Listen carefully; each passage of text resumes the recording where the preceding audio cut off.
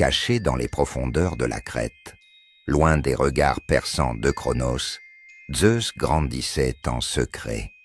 Il ignorait encore tout de sa véritable nature divine. Élevé par une chèvre nommée Amalthée et protégé par les courettes, de féroces guerriers qui dansaient et frappaient leurs boucliers pour couvrir ses cris. Il était loin de se douter que son destin bouleverserait l'ordre du monde.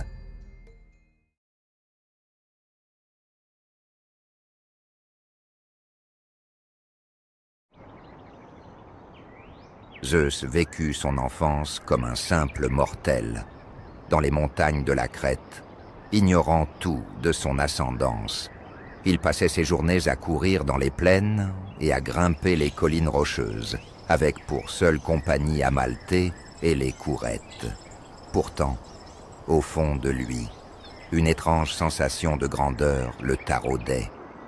Qui était-il vraiment? Pourquoi vivait-il caché?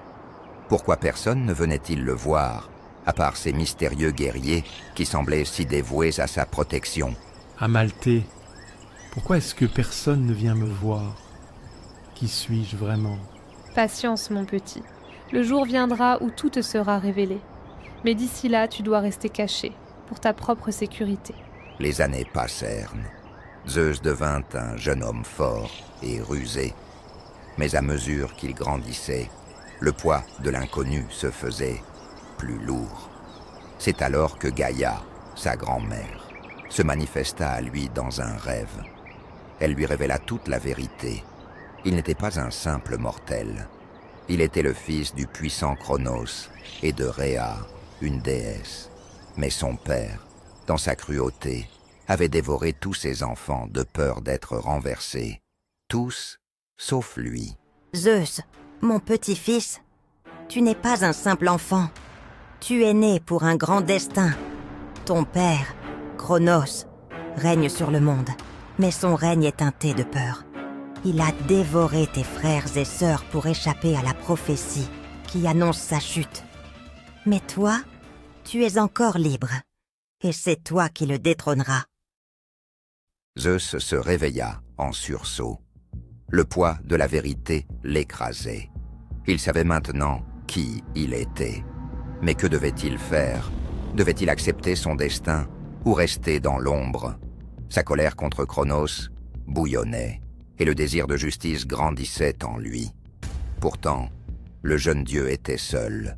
Il ne pouvait vaincre Cronos sans l'aide de ses frères et sœurs, encore prisonniers dans le ventre de leur père. Tu n'es pas seul, Zeus. Une aide viendra à toi quand le moment sera venu. N'oublie jamais, la patience est une arme aussi puissante que la force. Peu après cette révélation, Métis, la déesse de la sagesse, fille des titans Océan et Thétis, apparut à Zeus. Elle connaissait la clé pour libérer ses frères et sœurs. Métis était rusée et savait qu'une attaque directe contre Cronos serait vouée à l'échec. Il fallait de la ruse, un plan bien pensé. Zeus, si tu veux libérer ta famille et détrôner ton père, tu dois le faire de l'intérieur. J'ai un plan qui nécessitera plus de ruse que de force brute. Je vais préparer une potion, une boisson qui forcera Cronos à régurgiter ce qu'il a dévoré.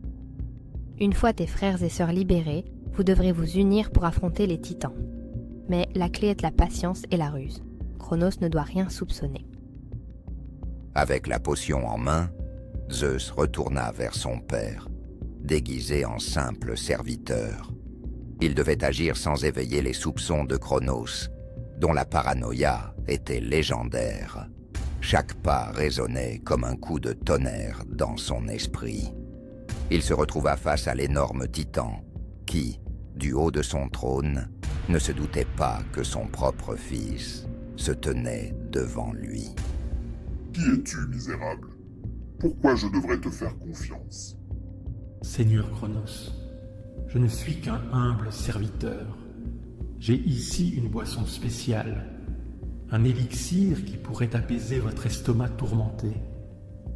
Laissez-moi vous l'offrir, en hommage à votre grandeur.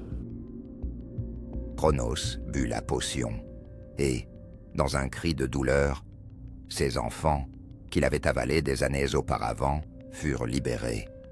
Héra, la majestueuse, Poséidon, le maître des océans, Hadès, seigneur des enfers, Déméter, déesse des moissons, et Hestia, gardienne du foyer, retrouvèrent enfin la liberté.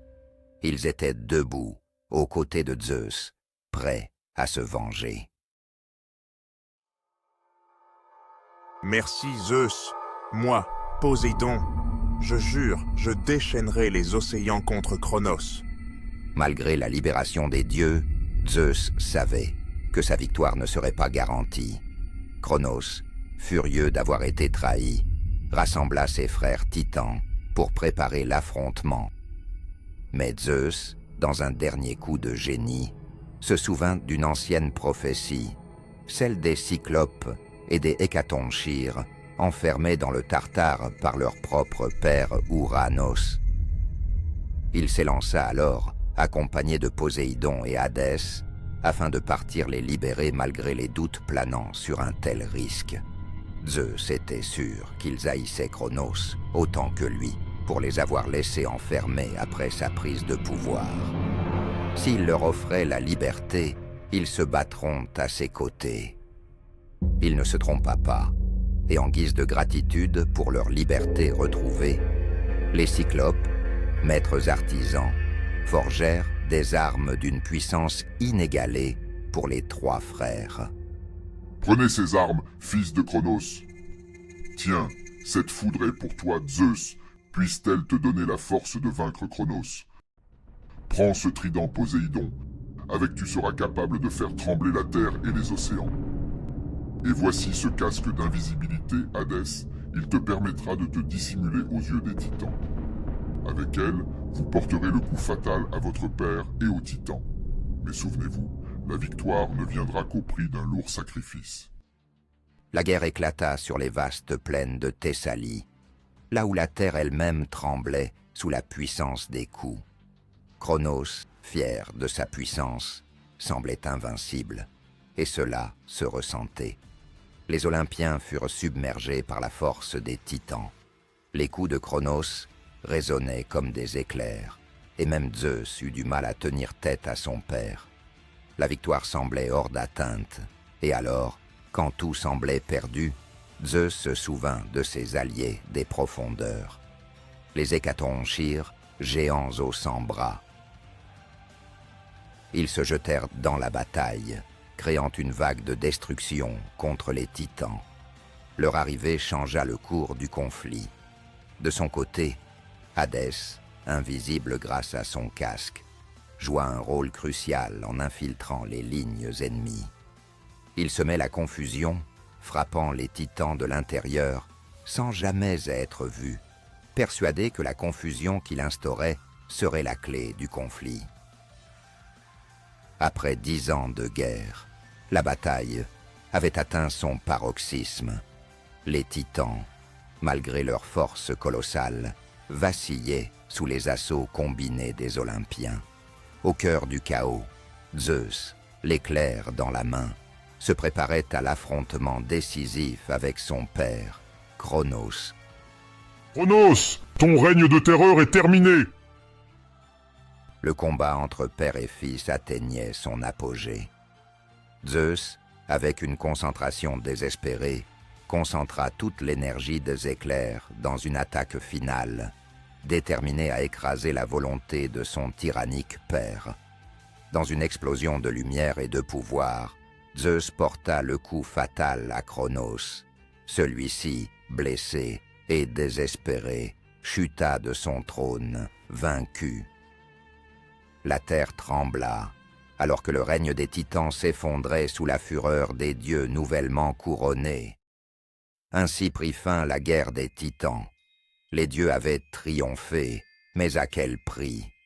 Cronos fut enfermé dans les profondeurs du Tartare, condamné à une éternité de souffrance. Les Olympiens prenaient leur place, prêts à forger un nouvel ordre, mais les cicatrices de la bataille étaient encore fraîches, et les conséquences de celle-ci se feront ressentir dans un avenir proche. Rejoignez-nous pour découvrir la suite de cette saga divine.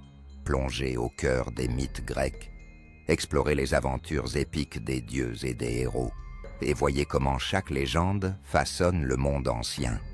N'oubliez pas de vous abonner et d'activer la cloche pour ne rien manquer de notre voyage fascinant à travers la mythologie grecque.